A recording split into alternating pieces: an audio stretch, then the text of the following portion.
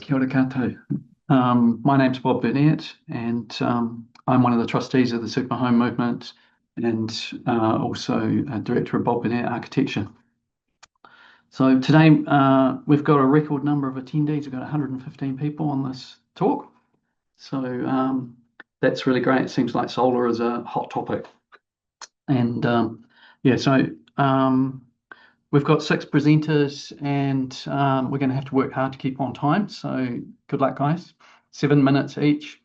I think it's going to be a bit like a peach coocher. So those are 7 minutes.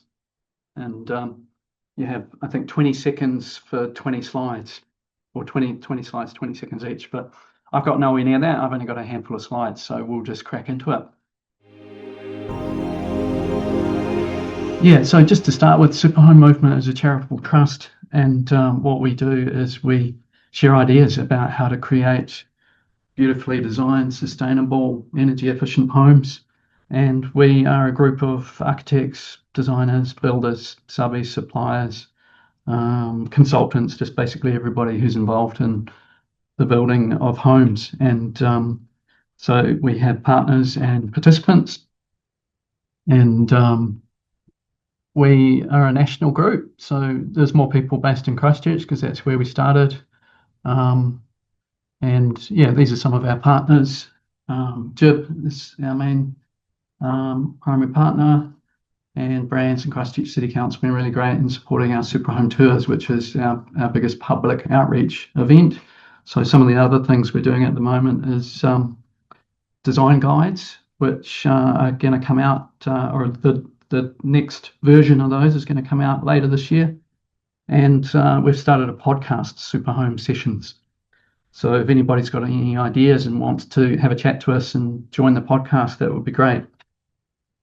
So we've been around for 10 years. As you would have seen on that first slide, we had our 10-year anniversary last month. And so we've helped people soup up thousands of homes and create better, warm, dry, comfortable places to live. So that's been really great. And so just getting on to solar, there's some exciting things happening in solar, and the technology is evolving, seems quite rapidly. So I'm wanting to sort of talk about the future of solar and sort of my thoughts about how it integrates with the design of super homes. So I think there's sort of a lot more to it than meets the eye. And I think, another thing we're doing is quite relevant, is we're creating an app. I've had this idea for a while, but we're pushing ahead to create an app where you can see what you do to improve your home to upgrade its performance affects your ongoing costs, and what the cost of solar is perhaps, and then what you're going to save, but also other parts of the building, like say for example, if you put triple glazed windows in instead of double glazed, how's that going to affect your power bill and the comfort of your home and those sort of things. And then part of that app is a mortgage calculator to see, well, what would happen if you had more disposable income and you paid your mortgage off more quickly. And there's quite a significant impact that has. So that's the next big project for us. First and foremost, we want to design buildings so they don't overheat, and then the first principle of architecture really is solar design, and just from the building point of view, thinking about optimizing the use of the sun and passive solar and heating the building. The orientation and having a high performance thermal envelope and sort of the fabric first approach. And if we can achieve that, which is one of the major goals of a super home, then we need less power in the first place. So the energy requirements of super homes is quite a lot lower than a typical building code home, with that sort of fabric first approach and doing a really good job of the building envelope. This is a zero energy home. So that basically means this home produces more power than what it actually uses. And it's a modest size home, 3 bedrooms, 135 square meters, but there's no batteries, and they have an electric vehicle too. And the cost of running the car and the home is free. So they have a small power bill in winter and they have a credit in summer. So it cancels itself out. So that's cool. And the next thing is zero carbon. So we're building a show home at the moment, which will be the first zero carbon super home in New Zealand. And I was thinking about sort of what questions for the question session, and one that I'd like to talk about is what's the environmental credentials and impact of solar? How does it affect the upfront embodied carbon, and how does that stack up? So we'll come back to that, but the answer is yes, it's all good. It works even with our 85% renewable energy grid. It's just the payback is a little bit longer than, say, Australia, where it's coal-fired power generation. And yeah, so it stacks up environmentally as well as financially, which I'm sure some of the other people are going to talk about. So this is a project that had quite a few solar panels, and Chris from Harrison will probably talk about this one, maybe, because that was one that they helped us out with, and that has batteries.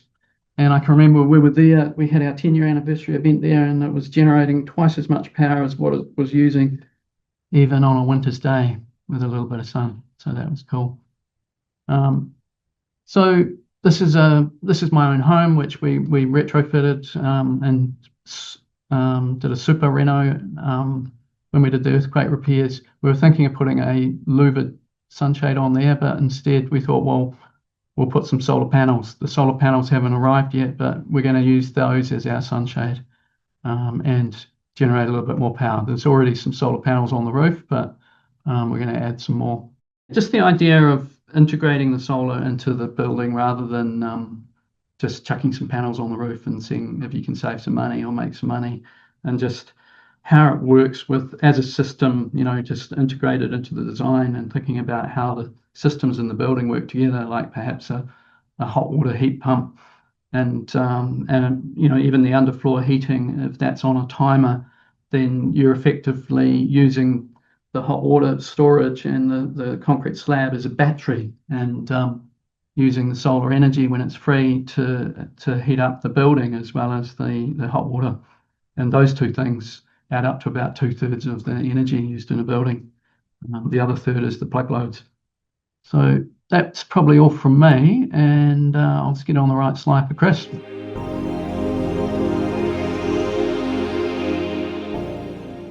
Well, good afternoon, everyone, and my name is Chris Dearsley. So I'm a proud participant of the Superhome Movement here in Canterbury, and I'm a local business owner with Harrison Solar in Christchurch here.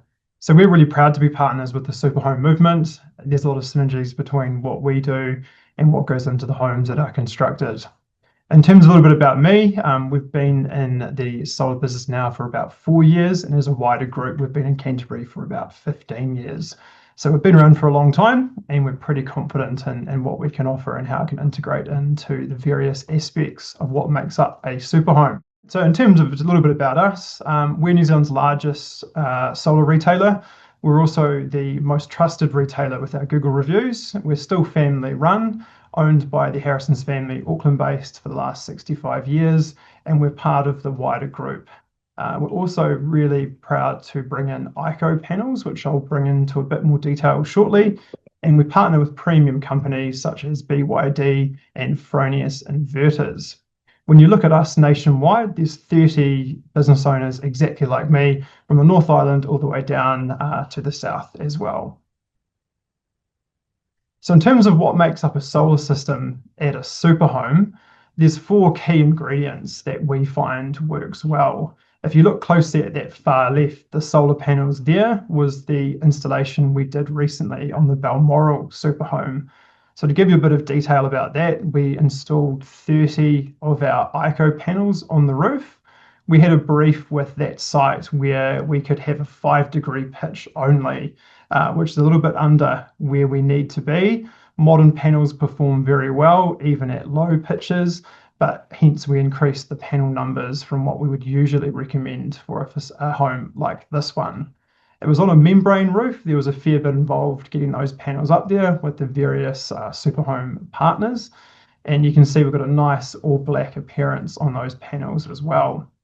This client was also thinking about the future We've got anchor points up there for keeping those panels nice and clean, all the usual bits and pieces that really help you generate the energy that you need down the line. The next part of the system is the inverter, and that's the engine room of what happens. With Harrison's, we partner with Fronius. They came out of Austria.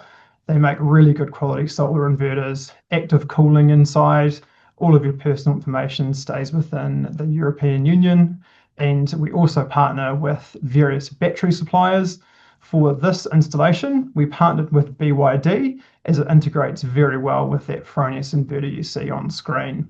Batteries are an optional part of the system. They work very, very well if you're not at home during the day, you want to store your energy for use at night. And crucially for this house, it gives them power cut, full house backup in any power outage from the grid. The final part for the Balmoral Superhome was the EV charger you see on the far right there. Now, they're not just regular EV chargers, they integrate everything completely together. You drive your car into the garage, you plug it in, you put it on eco mode, and your EV can simply charge from excess solar during the day. We find if you add those 4 ingredients together, you can get a very good outcome, both from the carbon offset you can achieve, the power savings, and the backup and resilience that you can achieve if there's ever a power cut. In terms of what we see in the panel market, this company here is doing some pretty exciting stuff. ICO makes the world's most powerful and efficient all-black solar panel. They have a 30-year performance guarantee now and a 25-year product warranty. That's the time frame we're talking when we put panels on the roof. If you look at the ICO panel, the biggest change we've seen in the last 3 to 4 years is the power output of those panels. We can now get up to 475 to 490 watts of power per panel. To give you some context, 3 to 4 years ago, we were down in sort of the 300s. We're now just about to hit that 500 watt mark. That is typically reserved for commercial panels that are a lot bigger. On a residential house, ICO have genuinely changed the game, and they make a very awesome product called ABC, which is all back contact technology. If you look closely on the screen, you can see the ICO panel on the left there. There's no visible metal buzz bars on the top. They put them underneath the panel. By doing that, you free up more space per square meter for solar generation. It looks good, and crucially, it works very, very well in any partial shading conditions. They have advanced features there. Our view is in real life installs, you can get up to 30% more electricity generation by having that ABC technology under the hood of the panel. I'm a visual person. This also shows you just how far we've come in quite a short period of time. The traditional panels are on the right, black aluminium frame, metal on the top, that's showing the energy where it needs to go. That's the ICO panels on the left, no visible metal on there, most efficient, most powerful panel currently on the market. Now we get to the inverter. So the inverter is the engine room of what's happening. We specialize in something called a string inverter, which is made by this company here, Fronius. They came out of Austria. It's the only actively cooled solar inverter on the market, and that's the key part. The cooler your inverter runs, the longer it's going to last. There's more than 1 million of these now in Australia and New Zealand, and they're made of 80% recyclable parts. Fronius is very much ahead of the curve on their circular product life cycle. They also integrate everything very nicely together in terms of the battery and the EV charger. In terms of the battery, we installed on Balmoral, it's the BYD version that you see there. That black bit up the top is the brains of the battery. It's modular, which means you get flexibility. For the Balmoral Superhome, we sized it about 13.5 kilowatt hours. I think it's just over. And that's about half a day of storage, if not more, in the summertime when they're not running their hydronic air to water heat pump, which heats up the slab in the winter season. It's also fully backed by BYD, which is now the world's largest EV and battery manufacturer. That integrates very nicely into the Fronius interface. And the final part is the EV charger. Plug that in and get that running as off your car, off excess solar during the day. So that's my 7 minutes. So hopefully we're heading right on time. There's my contact details if anyone has any questions. And thanks very much, everyone. I'll pass over to the next one.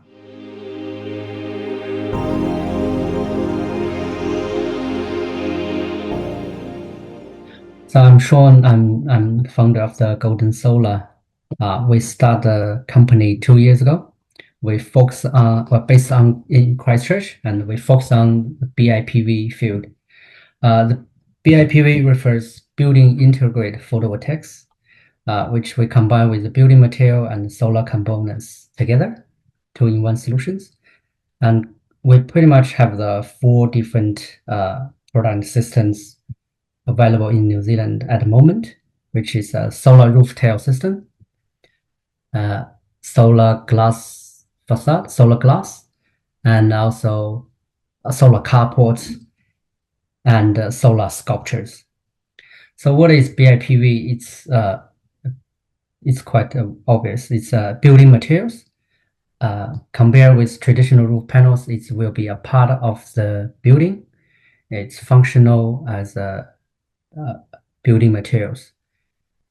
And it's also generating electricity. It's two-in-one solutions. Benefit is obvious. It looks nicer. It's integrated with the structure, and also creating multiple benefits. So it always have a dual functions about the BIPV product. For instance, the solar roof tiles, I think most people heard about the Tesla solar roof tiles maybe around 10 years ago. When it's first launching, it's bring people's attentions. I think the benefits are quite obvious. It looks nice. It's integrated with the structures, generating electricity, but also have some disadvantage as well. Apparently it costs quite a lot compared to the normal roof system or the rooftop solar. And also the project, the installation process is much complicated. It's required the professional roofers and also the qualified electricians to do the installation together. So that's some showcase projects we are not partners done before, mainly in China and the United States. For this type of roof tiles, we have the certification from the Europe for the CE, and also for the North American, which is the UL certifications. And as a solar components, we have the TUV certifications. But to use in New Zealand, I think we still need the brand's approval. That's quite challenging at the moment. So currently, we can use those roof tiles built for the small tiny home or granny house, which is not require the building code or building concern at the moment. Yeah, and talk about the efficiency rate. This product is around 70% of the efficiency rate compared to the panels we talked before. It's still a little bit of gap. So the next one is a solar glass. It's same concept. It's a type of building materials, but also generating electricity. It has some light transparency, which we can up to the 50% of the light transparency for those panels. It's working and looks like the normal glass, and ideally built for like the glass shade of all the public fence or even the facade outside of the building. We have built one in front of the UC library. So if you can see on the right corner, that one has 20% of the light transparency. But the good thing is they looks good. It looks just like the normal glass. But the disadvantage is the efficiency rate it's pretty low. It's pretty much only half of the normal panels at the moment, but I think with the technology developed, probably will be increased in the future. So the next one we're trying to talk about is the solar carports. That's a product we pretty much focus on at the moment, it's a structure integrated with the solar panels on the top. It's generating electricity just like the normal panels, but also functioning like the proper carport structures. They have door functions, shade the area, and also generating electricities. And also, we are working close with Goodway's team and bring this product to New Zealand market. So for now, we have the two kit set of the solar carport at the moment. Which one is in the left corner? It's a single carport, which is 4.8 kilowatt system. The structure is made by the aluminum structures. It's modular designed, easy to install, and we do have the double kits of the solar carport as well, which is 8 kilowatt systems. Although it's named by the carport, it can be shade. You can pretty much park anything underneath, like in the right corner the photo shows. Yeah, so I want to spend a little bit more about this type of product because it's creating extra value to the house owners rather than solar generations. It's also can free some garage space if we put the solar carport out of the garage. It will increase indoors use, and also when the homeowner consider about the ROI rate, that's something probably will adding extra values to the owners. And finally, we just briefly introduce the solar sculptures. Its function as a public ad and bring some sustainable landmark and positive renewable energy impact to the public. We have built one of the PV sunflower sculptures in front of the UC engineering department. For this system, it's 2.65 kilowatts. It can automatically tracking the sun during the time and forward and unfold every single day. So it's bring lots of positive impact to the student and staff to the uni. And I think in the future, if anyone who's passing through can maybe take a moment, have a look. And just behind the solar sculpture, that's actually the solar glass shade just in the left corner. So most people probably only notice the sculptures, but they don't even notice there's a solar glass shade at the back. So why BIPVs matter? I think we're not trying to compete with rooftop solar or ground mounting solar system. I think we're trying to bring some extra values, especially for the architectures to design the solar system to build a smart, renewable, smart and green homes in the future. And we came to looking for to the right people who are looking for this type of solutions and seeing the value of the BIPV product and systems.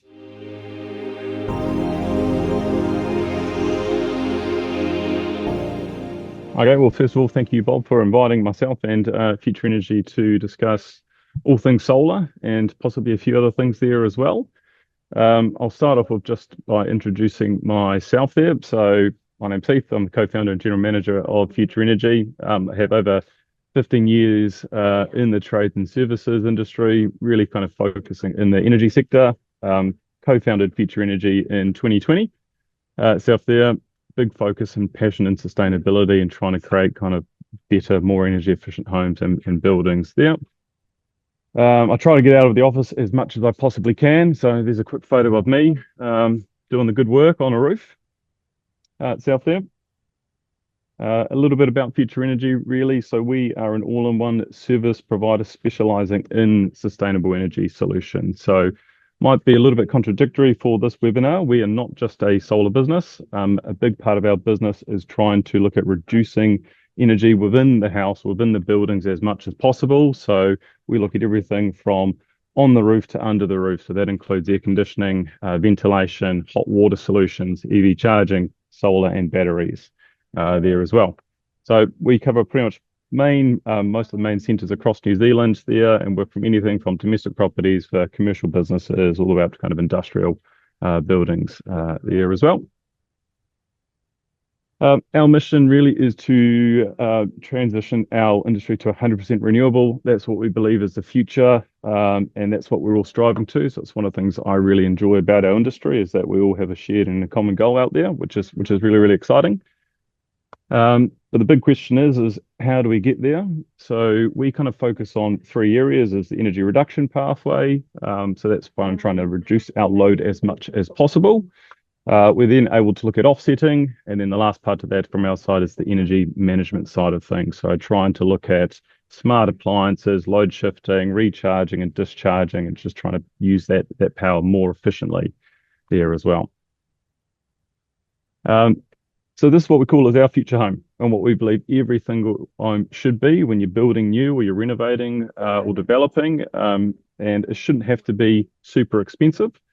Every house should be healthy, comfortable, efficient, and sustainable, we believe. So the healthy side comes really down to ventilation, itself, making it warm, it's dry, which also makes it more easier and efficient to actually heat itself there. Comfortable is a pretty necessity these days. See, we live in the 21st century. No one should really be cold or hot these days. So that starts with obviously having a good design, but then making sure we've got energy efficient heating and cooling throughout the house. And the best time to do this is typically at the stage of building there as well. So it makes things a lot simpler, a lot easier, and a lot more cost effective to do. And basically part of our goal is to try and to bring all of these parts, all of these products together to make the most energy efficient household there as well.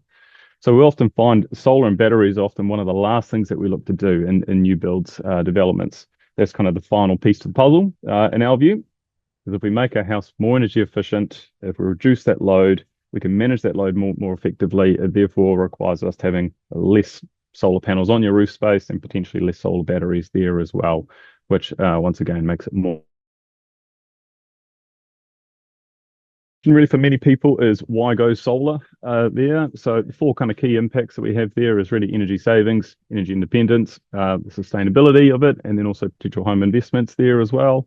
So just a couple of the key ones there. People can often save 50 to 80% off their electricity bills by going solar there as well, which is really, really exciting on its own. Energy independence there, protecting against rising electricity costs and power outages. I think most people can see the way the energy market is going and what's being advertised in the media these days. They're only going one way, and that's up at the moment. So by having solar and batteries really protects you against those increased costs there. Sustainability side, an average solar system will help to reduce CO2 emissions by 2 to 3 tons per year, which is great, makes a big difference. But also on the sustainability side, it actually helps to reduce our infrastructure as a country there as well. So every solar system we put into every single household helps to take pressure and load off. So when we talk about sustainability, it's not just environmental, it's also basically sustainability as far as our grid and infrastructure goes. Lastly is the home investment ones, and this one is a pretty big one. So lots of studies being done around the world, lots of them are in Australia, and we're starting to find some over here now as well, that increasing, putting solar and batteries can increase the value of properties by 3 to 5%, which is amazing there. We've been involved in a few developers, which has helped sell their home sales by up to 20% there as well. So we're certainly seeing a big focus for builders, developers, and people have a focus towards kind of eco-conscious buyers and also different ways to advertise and market their developments these days. So 4 kind of real key drivers there for me. I thought I would just give a quick update to our energy market as a whole here. This gives you a quick overview. And actually, what this highlights really is our market is still very much emerging, and we've got a long way to go. So this is a little bit dated data. It's from last year from the Sahng organization. We're just over 3% as far as solar uptake goes in New Zealand.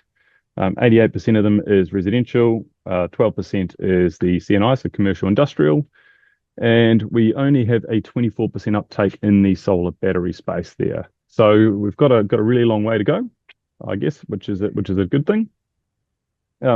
This here just kind of shows our forecast and where we're heading though. So you can see kind of when they started the forecast and where we're at now. So we've just gone over 70,000 installations. So between now and 2030, we're looking at adding over 300,000 installations over that period. That's kind of where we're going. So that's really exciting, I guess, for all businesses and industries in here. The seeing is that we're going for a really big change in our market, which is great. Okay, I'll get into some of the product side of things there now, and a lot of this has already been covered, so I will try and breeze through this as quickly as I can. 4 key parts to any solar system, I think we've discussed there. The one real key thing I'll probably just touch on is the mounting systems itself there.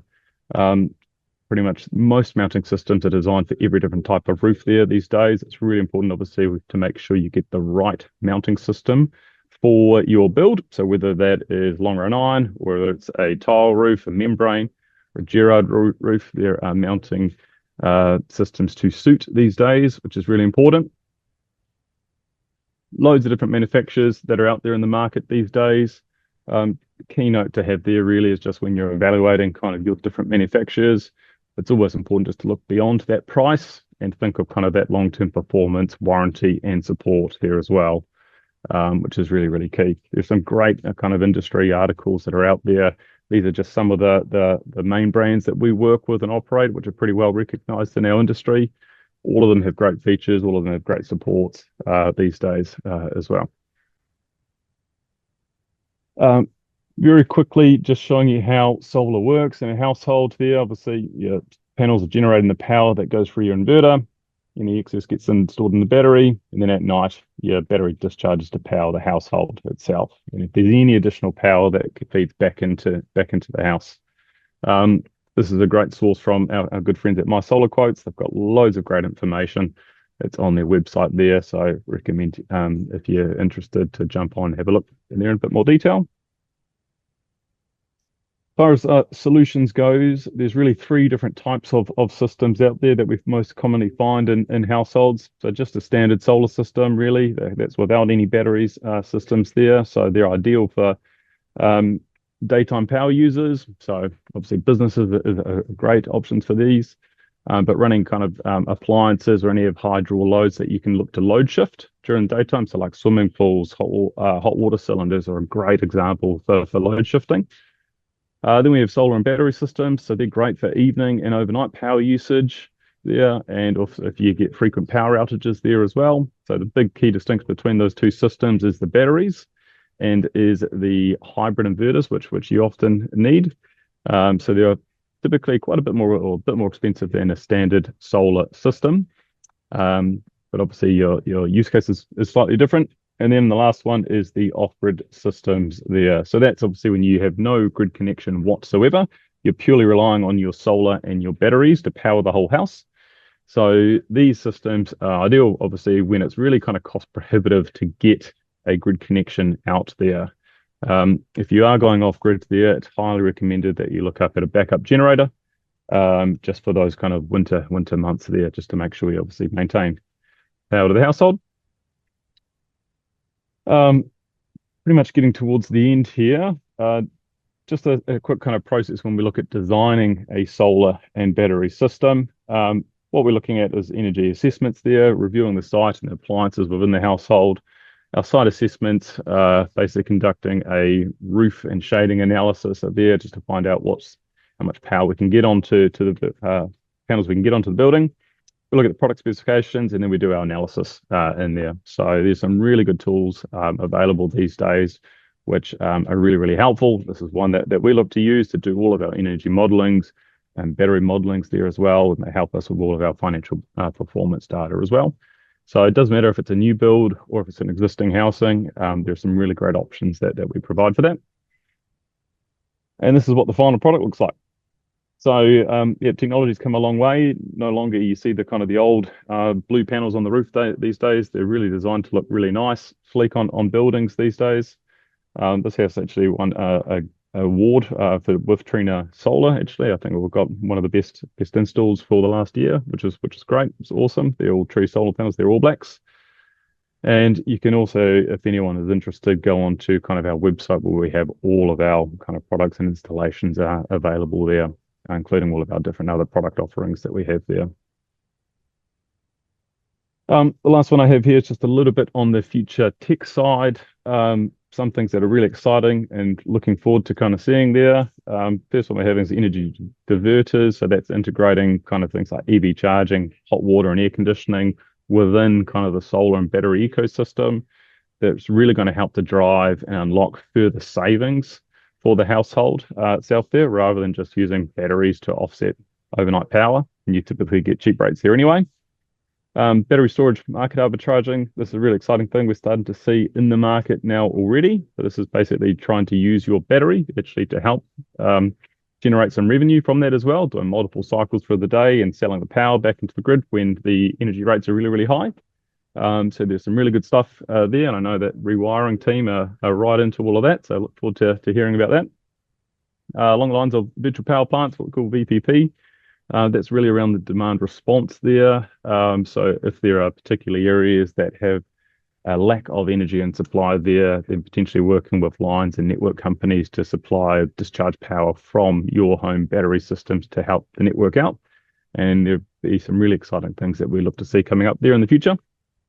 Bidirectional charging, I think it's already been touched on in here already, but there's some great stuff in that bidirectional charging. I saw the rewiring team is saying the big handbrake at the moment really is just a lot of the discussions around the warranties and regulations and software. So that technology is available. It's operating around the world today. So we're just waiting basically to get the green tick over here. Then the last one is $0 bills home. So we've just done our first zero bill home. That was with Octopus Energy, basically designing a solar and battery system along with air conditioning, so hot water heat pumps, and basically having a $0 bill home, which is a really another exciting kind of opportunity that we see coming up in the long term. So that's pretty much it from me. Nice and short. Might have just gone over time there. Apologies, Bob. But if anyone has any questions, feel free to get in touch with myself or anyone at the team, and more than happy to help.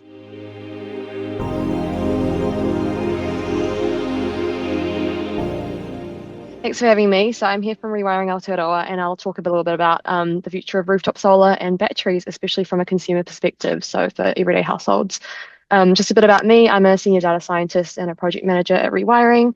My background's in tech as a data scientist, but I really love all the stuff happening in this space. So I was really excited to be able to bring those data skills to the energy sector, and especially from like a climate angle.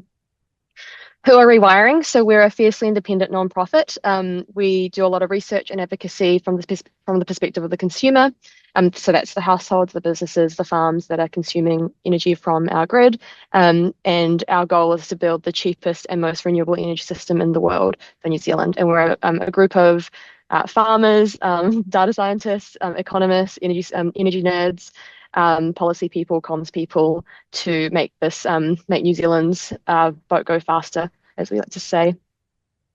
Some examples of research we've done. The most popular ones you might have seen are our electric homes report, which is about how much New Zealand households could save on average by going electric. And then the other one that came out recently was our Investing in Tomorrow paper, which is what New Zealand as a country could save macroeconomically if New Zealand was to take advantage of the savings that electrification brings. This is all available on our website as well. So getting into the benefits of solar for households. So first off, just want to say the price of everything is going up. 140,000 New Zealand households had to take out a loan to cover their power bill in 2024. This is a really sobering number for us, and it's part of what gets me up in the morning, is the fact that we now have this amazing technology called solar, and yet New Zealanders are still struggling to pay their power bills. And so this is the cost of energy across all fuel types against inflation. And so the price of energy is going up across the board. Doesn't matter whether we're talking about electricity or coal or gas or petrol, it's all going up. And so just the grid electricity is not exempt from that. So power cost of the grid is going up, mostly due to the fixed costs of the lines, the poles and wires that we have to maintain. But the remarkable thing is that while that's been happening, the price of solar has been dropping precipitously in the last few years. And so you can see here, the yellow line is the cost of solar per kilowatt hour when you finance it at 5.5%. So if you buy it up front because you've got the cash, that's even cheaper. But at the going rate for about a mortgage, it's still way, way cheaper than grid electricity. And the other exciting thing is that solar and battery, and a bit of drawing from the grid, has just started becoming cheaper than grid electricity as well. So it's a really exciting time. New Zealand has reached the tipping point where you can save money on your power bill and have a fully renewable home, and that's only going to increase. So we know that according to projections, the price of the grid is going to keep going up and the cost of solar is going to keep going down. And so going electric lowers the bills for an average home by about $1,000 to $6,000 a year. And when we say electric home, what we mean is all the machines and appliances in it are electric. So that's your water heater, your space heaters, so your heat pump, your cooktop. So rather than a gas cooktop, having induction or electric resistive. So how you drive, so having an EV rather than a petrol or diesel car. And then obviously rooftop solar and batteries can charge that all for really cheap and then provide you the resilience to make the most of your solar generation. And the savings are look a bit like this. So this is a hypothetical situation where, let's say in 2024, you switched over from a fossil fuel home where you've got a gas heater, a gas cooktop, gas water heater, over to a fully electric home with an EV, induction cooktop, heat pump, hot water heat pump. You can see the cumulative electric savings are pretty massive.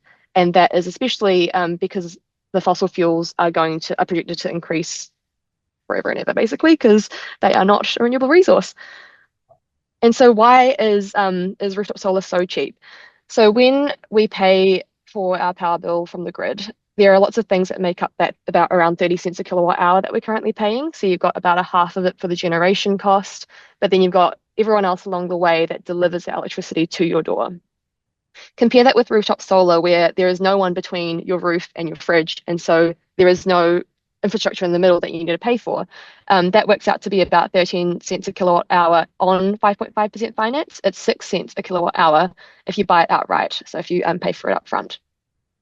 We like to say that even if aliens came to Earth and gave us a free CapEx, zero OpEx nuclear fusion reactor, it would still cost more than rooftop solar because of all the delivery costs in the middle to get from that magical nuclear fusion station to your home when compared to rooftop solar, which is 6 cents or 13 cents. So we're really excited about households getting solar. We're also excited about all households, including people who don't own their own home, like renters, getting the benefits of solar. And so there are also something that Rewiring is working on is solar for renter schemes, where we can share the savings that come from solar between the landlord and the tenant in a way that's fair and low risk for everyone.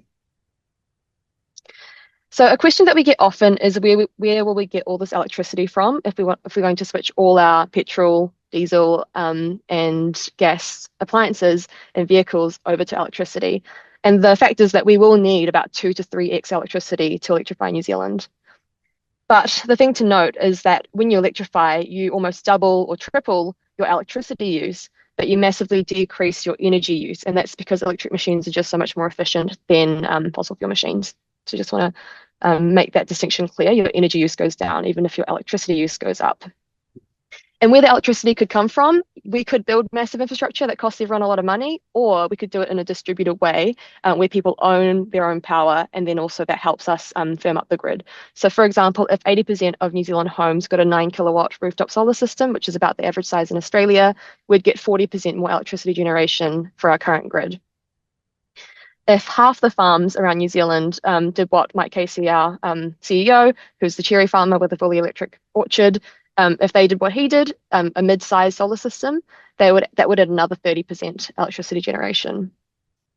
And then you think of all the rooftops on the schools, the supermarkets, the commercial buildings, your Bunnings, your warehouse, and that would constitute the same as New Zealand's largest solar farm. So we have plenty of roof space, we have plenty of ground space, but particularly roofs, to generate that extra electricity we need while delivering the lowest cost energy for consumers, because it's because you get to own the electricity that's coming off your roof.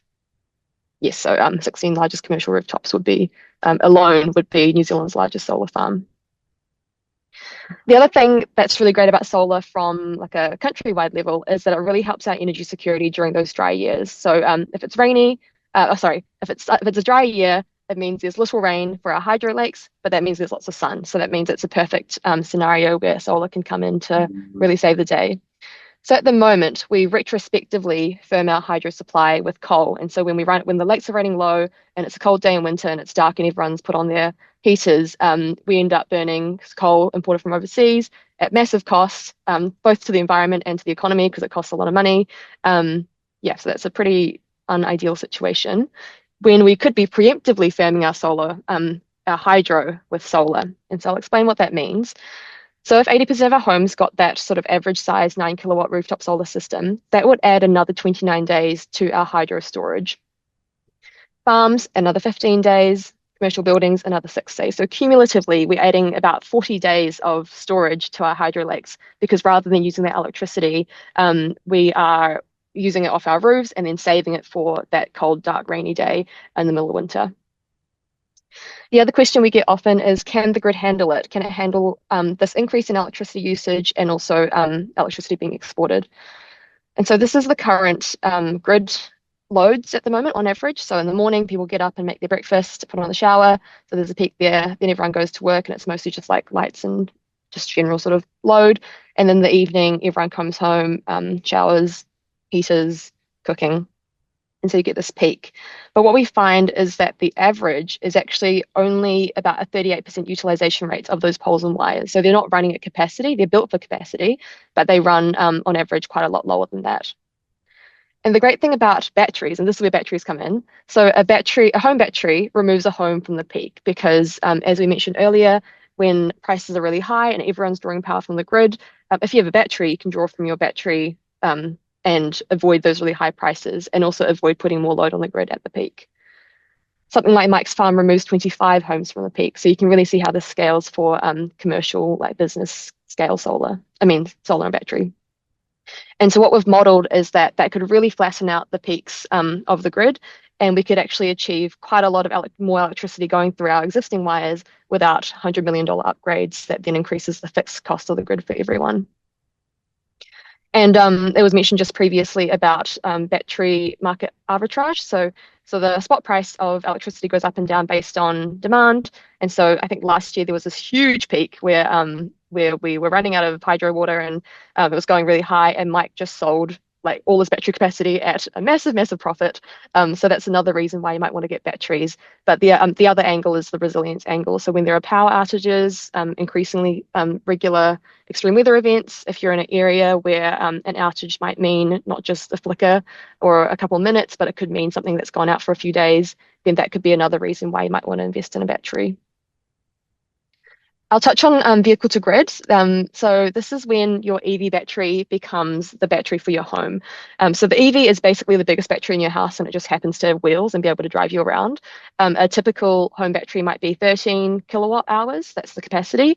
A Nissan Leaf is 40 kilowatt hours. So it's literally like more than 3 times as big as a home battery. And so if only we could just connect that up to the grid and your house could run off your grid's batteries, and you could also sell the capacity in the battery to the grid. And so I mentioned earlier we are about to run New Zealand's first V2G trial in Queenstown.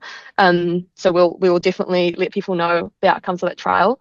But it is a really exciting opportunity. So for example, if just 30% of our car fleet were EVs with V2G enabled, and most of the new cars on the market, most cars after basically like 2022 EVs are V2G enabled. It's just not like unlocked by the manufacturer in New Zealand. That would basically be more than our entire grid capacity right now. So this is a huge opportunity, and we're really keen for New Zealand to be a leader in the space. Other countries have already started trials, Australia, some in Europe. So we've got a bit of catching up to do, and we're really excited to push on that.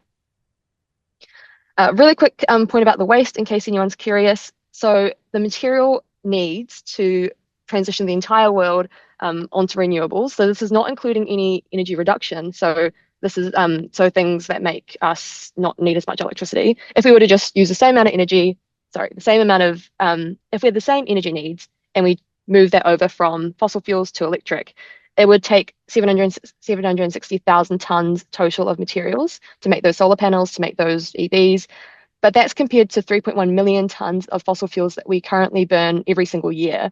And we have to remember that the 760,000 tons are almost entirely recyclable because they're metals mostly, whereas fossil fuels are just by definition, a single-use material. Like they just burn up and they stay in the atmosphere for 1,000 years and contribute to climate change. On the other end of the scale, so you've used your solar panels and it's been 30 or 50 years. 30 or 50 years, it's like a pretty long time. The solar waste, the total solar waste would be about the same as the amount of coal ash produced every month in burning coal. So it really is a totally different scale of like waste and materials that we're talking about. And as someone who's like really worried about climate change, I think it's like a totally worthwhile trade-off. We also have to remember that any of that solar waste, all of it is basically recyclable. So Phoenix Recycling, which is I think it's a solar recycling facility in Hamilton, in New Zealand. They've started achieving 98% recycling capabilities, and we're still pretty early in our solar journey, so it's really exciting stuff. So just to wrap up, as Saul Griffith, who sort of leads up Rewiring Australia, likes to say, just make 5 good decisions over the next 20 years. So your solar panels, your EV, your heat pumps, hot water heat pump. Just the next time you're thinking about investing in your home, just make sure that you consider electrification as one of those decisions. And New Zealanders around this are taking advantage of the savings that electrification and solar has to bring. These are some people from the wider rewiring sort of audience who have told us about the savings that they're generating. And you can see there's everyone from retirees to young families. This guy's got 4 teenage daughters who take really long showers. So there's a huge range of New Zealanders who are adopting these things. And I'll just finish off. So Rewiring NZ, we're a non-profit. And a big part of what we do is nurturing local-led communities to then, spread the message and help their neighbours and, to electrify their communities. So we've got over 30 communities around the country. You can check them out here. And they're just, very casual, friendly spaces where you can go along and talk to other people who are considering it, who have done it, and can give you some advice on what worked for them.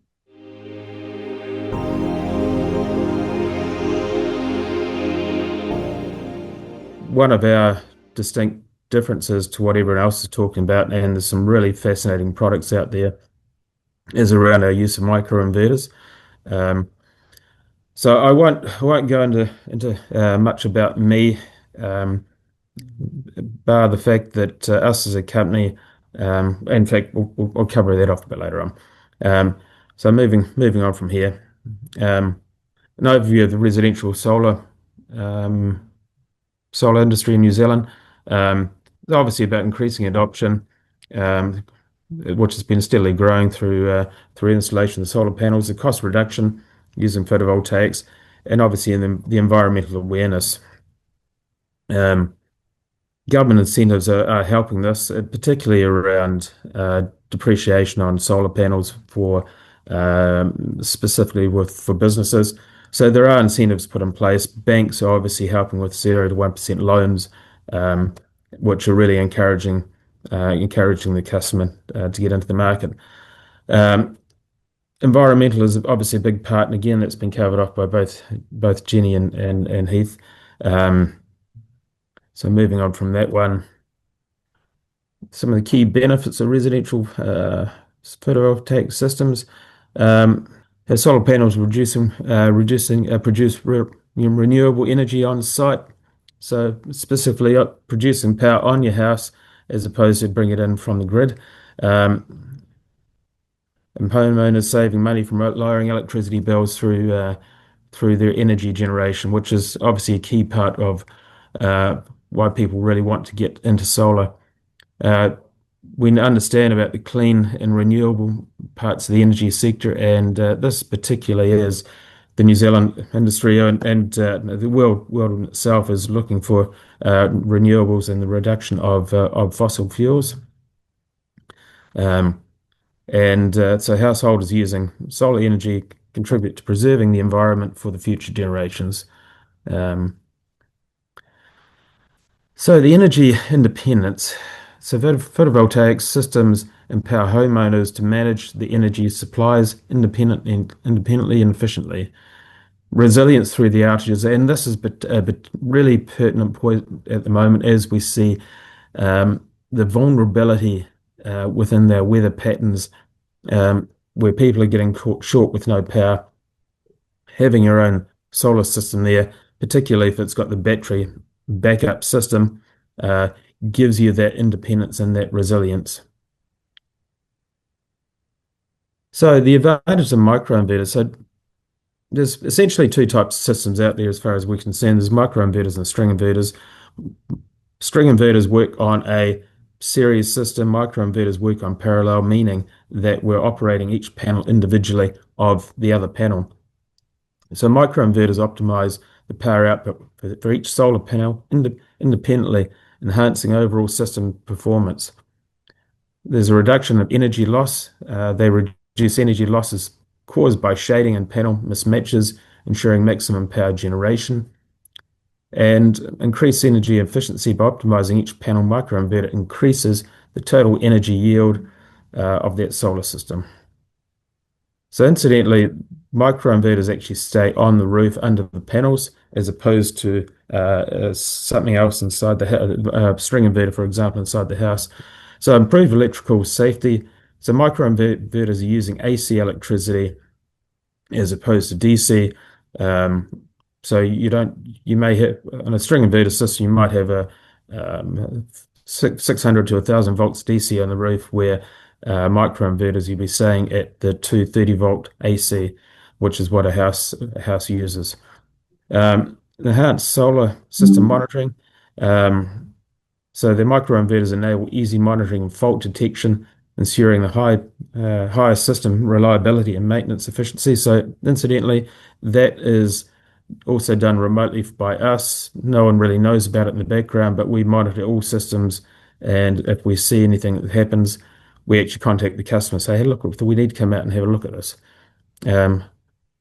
Fortunately, we don't need to contact the customers very often. So flexibility in the panel configuration. So independent panel operations, microinverters technology enables each solar panel to operate independently. Panels can be installed in diverse orientation without impacting their system. That's because of that string versus series thing I mentioned earlier. And simplified system expansion. Because these are all daisy chained together, we can easily add and expand our system as opposed to needing to change out a string inverter if that's already maxed out. So how Solar Corp can assist the homeowners? As a customized solar system, we're creating photovoltaic. I've just realized I'm actually working on it on my other PowerPoint presentation, but I'll carry on. Solar Corp creates photovoltaic systems customized for each homeowner's energy requirements and site specifics. Expert energy consultations. We really focus on the energy needs and environmental conditions to ensure optimal solar system performance, and optimizing performance and cost. So customized solar systems is designed to maximize energy efficiency while minimizing cost to homeowners. So we really work on the quality and installation. So expert installations ensure solar systems function efficiently from the start to maximizing systems performance and safety. Reliability. Ongoing system keeps solar systems operating optimally, preventing issues and extending the system lifespan. And customer peace of mind. Professional service provides homeowner confidence in the solar system. One of the points I do need to point out here is that us as a company, we strive and work on the word integrity. So we really aim for looking after our customers, and if they have any questions, we're there to support them at every step of the journey. So it's what underpins us, Solar Corp, as a company. The government rebates, again, I touched on this earlier, so I might just flick through this. So conclusions: there's residential solar panels help homeowners reduce solar electricity bills and by generating their own electricity. Obviously, the environmental impacts around reducing carbon and hopefully stabilizing our weather patterns and energy independence. The last thing I will make is that the microinverters we use is by a company called AP Systems. Um, the DS3 microinverters, one we primarily use, that operates two panels at once, reducing our cost of installation. But as I said before, these microinverters can be daisy chained together, so we can expand as the customer requires more power. They very easily work into an off-grid situation, which is a very unique thing for a microinverter. So by pairing that up with our battery system, we can actually go into an off-grid mode and carry on generating when the power goes off. So that, in summary, and it's a very quick thing around microinverters, is it from me. Again, thanks to Superhome and Bob, and also thanks to the speakers beforehand. It's been a fascinating information from each company, and I love seeing what we're all doing in the solar front to help people get into the solar game.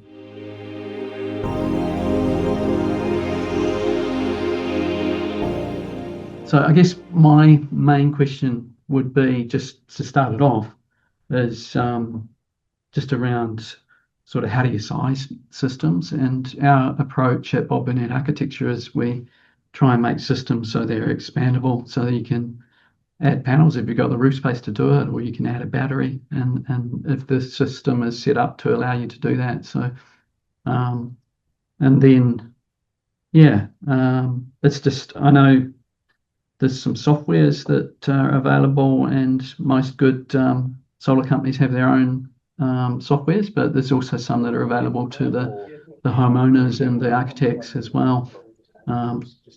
That's kind of the way we approach that. I just wonder if, and then obviously user habits come into how much power you're going to use in the first place.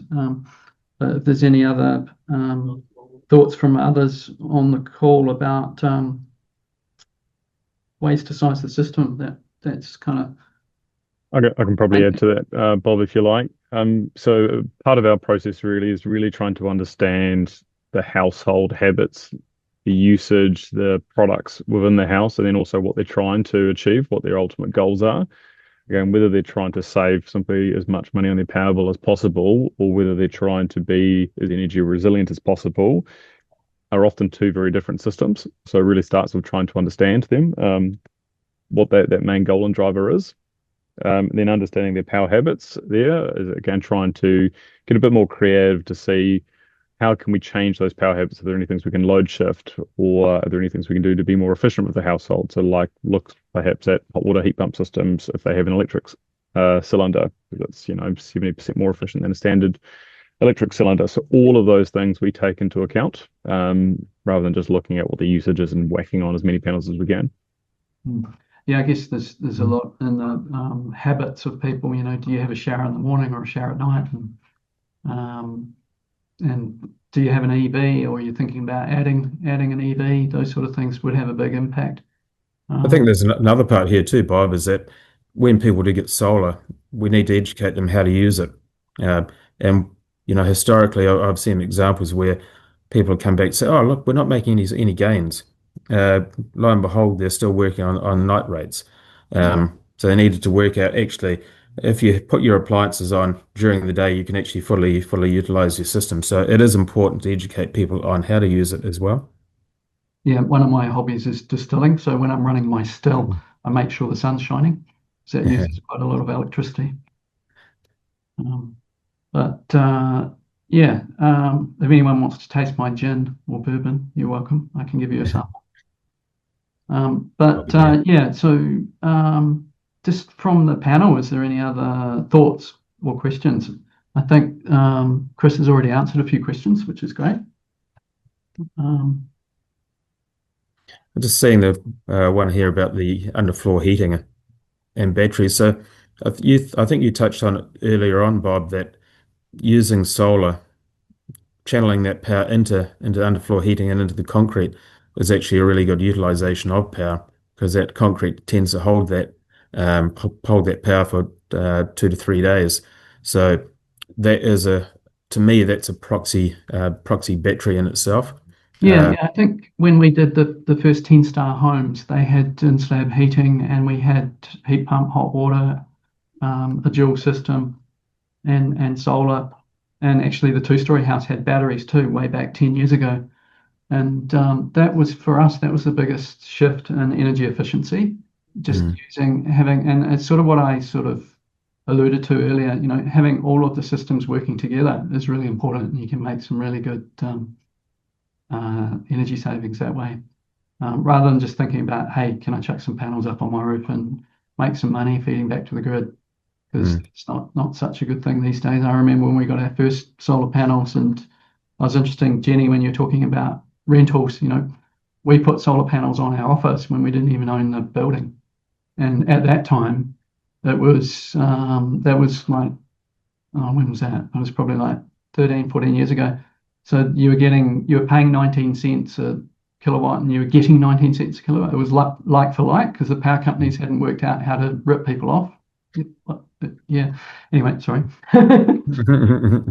That's so cool. And was it just because you had a good relationship with the commercial landlord? Because that's a huge barrier we see, is when businesses lease the buildings and then they need to talk to this like faceless commercial building leaser person to talk about getting rooftop solar. Yeah, we didn't so much talk to the landlord as just we saw this nice north-facing roof and said, we're going to chuck some panels on there. And then when we left the building, we actually took those panels with us and we put them on the Gotcha. home. Wow. I think on the commercial side, we're finding a with pretty big impact from commercial landlords and tenants starting to work together for adopting solar, because there are benefits to both parties there at the end of the day. So that's where we working with quite a lot of commercial landlords and property and asset management groups, which is really exciting. So I think that adoption is there and that exists, and that's only going to grow. Further to probably what Jenny was discussing regarding tenants for domestic and residential, that sounds really interesting and really exciting. So I'll be really keen to see how that may work, because that's a big gap there. Obviously, not everyone owns their own home at the moment, so making sure that they still are able to be a part of the energy, I guess, resilience and cost effective energy. I think that's really, really critical and really important, but we're missing that in our industry at the moment. Yeah. I guess, Superhome Movement, where most of the participants are sort of 90% in the residential space. But yeah, it's interesting, the new homes, where every home we're wiring, pre-wiring, even if someone doesn't have an EV, we make sure there's a cable there. We could probably do the same for batteries. Make sure there's a cable there, and people have got the choice in the future. Just kind of makes sense. It's not difficult to do that. It's much easier when the house is being built. And I might add something, Bob. Just we haven't covered off too much detail on this, but there is financing options available for if there's any tenants on this forum, or there's tenants in a residential home. The green energy lending does apply to your landlord, the owner of the property. So feel free to have that discussion with them and engage with the owner of the property if you are renting. There's cheap credit available to put panels, double glaze. It's available. It's out there now. So we see a few landlords now taking that decision just to differentiate themselves from other things that are out there. Thanks very much, Chris. That's a really good point, because I think the government have been sort of asleep at the wheel. There's been zero incentives for solar, whereas other countries have done that. But the banks have recently stepped up to the plate, and and even just doing a green home, you can get better interest rates if you do Homestar or Passive House. Superhome has recently been recognised, and if in Christchurch you can have your certified superhome registered on the title, as with the other rating tools. So it's our plan to see if we can get that better preferential lending for a superhome as well. Yeah, just on that, on the green loans, I think this was in my answer to Jan's question about upfront cost. So the green loans from the banks are really great. They're like 0 to 1% interest for 3 to 5 years. But for a lot of people, that's still like a hit on the cost of living because it's such a short loan term. And that makes it out of reach for a lot of households. So what we're pushing for is longer term loans because there's actually no reason why they shouldn't be able to offer 30-year loans on solar when the warranty is 30 years. And same for EVs. And so that means even if the interest rate's a bit higher, you're spreading that cost over a longer time, and the cost of the repayments plus the interest will be less than what you're currently paying for the grid anyway. So that means it's affordable for truly everyone. So it's like if you can afford to pay the bills now, you can definitely afford to get solar and pay it off. And there's a scheme coming up called the Ratepayers Assistance Scheme that local councils are working on, which would offer those sort of long-term loans secured against the property at a couple of basis points, well, 1 to 1.5 basis points below the going rate. And so just keep an eye out for that. It's like very much a work in progress, but we really want that to go through so that all homeowners have access to low interest long-term loans. Yeah, cool. Thanks for that. Yeah, I think when you start to look at some of those financing options, the payback argument becomes less relevant. And I've always sort of had a different view about payback. People talk about what's the payback period of a solar system. Well, I think if you can borrow money at your mortgage interest rate, whether it's 5% or whatever, and then the repayment on that is less than the money that you're saving from generating power, well, the payback's immediate. It's not 5 years or 7 years or whatever. You're making money from the start. And does ECA have their calculator, and it's quite pessimistic. It sort of looks at how much interest you'd get if you put your the value of what you're spending on solar in a interest earning savings account, and I just think they kind of got it the wrong way around. And just to add to that, Bob, as well, that ECA, just for the first time this year, they have come out and said solar is viable for residential homes, and you couldn't find an industry body that's more pro the generators out there. So we're pretty excited to see that because that's the first time the actual industry body that looks after the generators is saying this as well. So there's definitely some pretty exciting stuff coming. I might just grab that question, Bob, if that's all right. Sure. So someone said, how quickly are the new 480 watt panels going to become obsolete? Is it worth upgrading an existing system that has a 350 watt panel? So in terms of that, the panels are a bit like a mobile phone. They get slightly better all the time, but your 350 watt panel will still have probably a 15 to 25 year product warranty. There's absolutely nothing wrong with it. So your model, keep it clean, look after them, wash them once to twice a year, and you can look at expanding that system anytime you like. But if it's working and achieving your goals at the moment, there's no need to replace a system. Just to add to that, you can carry on waiting for new technology to come out. You could be waiting forever. So with the technology we have at hand now, get on and start making those savings right here, right now, especially with those bank loans we have sitting in place. It makes 100% sense. Yeah, totally. It's like computers in the 90s. You didn't not buy a computer because they were improving rapidly. The moment you bought it, there was a better one. You make use of what's available now, and it does stack up. It does make sense. And yeah, so there are a couple of other questions there. I think one's more of a comment than a question, which is cool. Education is key, absolutely. And I was really excited to get everybody together and talk about solar today because I'm still learning, and yeah, it's great to have everybody's input. So thank you everybody for joining. And are there any parting comments before we log off? Just the education is key thing. That's something I did highlight before. That with that example, when people are using night rate, we need to make sure they understand how to use it efficiently, and so that way, as an industry, they're getting the most out of it. And as an industry, we come out with that really good rep as well because we know what solar can offer everyone, and that's our job is to get people into solar because it just makes sense. Yeah, I'm sure if there's any other questions that come to light, then just approach anyone individually and be happy to answer those questions too. Thanks again, everybody, and enjoy the rest of your day. Right on, team. Thank you. Cheers, everyone. Take care. Thank you, guys. Bye. Bye-bye.